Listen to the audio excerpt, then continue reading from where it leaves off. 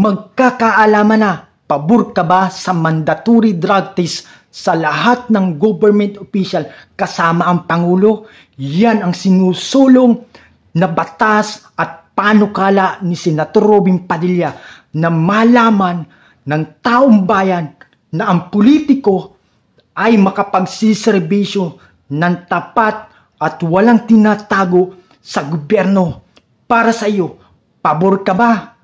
Para sa akin, tama lang talaga na malaman ng taong bayan na ang namumuno sa ating gobyerno ay malinis, walang bahid ng droga, at higit sa lahat, hindi nagdudroga.